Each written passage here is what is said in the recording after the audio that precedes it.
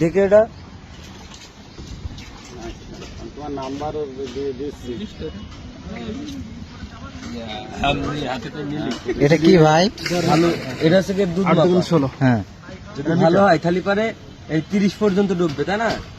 তাহলে বলেন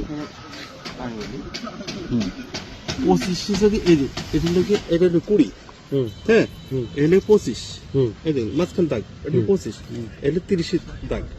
যদি ভালো হয় তো 25 বা 25 পর্যন্ত ভাসে তাহলে দুধ। ওর নিচে যদি যায় তাহলে হালকা হয়তো পানি থাকতে পারে।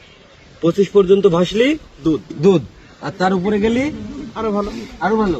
আর যদি নিচে আসে মানে যত পানি ভেজাল। শিলা যদি 10-এ আসে তাহলে সেটাতে পানি আছে, যদি 12 থাকে আমরা এখনই পরীক্ষা করবো। ওই যে ভাই বলছে যেভাবে আমরা এখন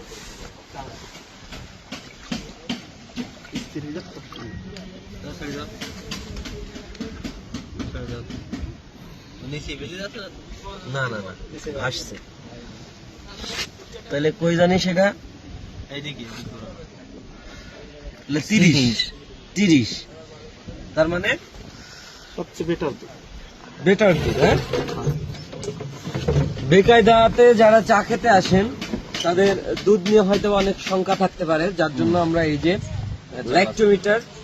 ল্যাক্টোমিটার দিয়ে একদম দুধ পিওর দুধ আমরা পরীক্ষা করে আমরা দুধ কালেক্ট করি, এবং এ পর্যন্ত আমাদের আরো অনেকগুলো দুধ আসবে। সবগুলো দুধই এভাবে পরীক্ষা করে তারপরে আপনাদের জন্য চা প্রস্তুত করা হবে ইনশাআল্লাহ।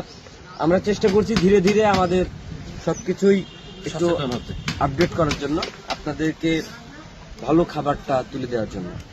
ইনশাআল্লাহ সবাই দোয়া করবেন, আমরা চাই আপনাদেরকে সাথে নিয়ে অনেক দূরে এগিয়ে যেতে। ধন্যবাদ।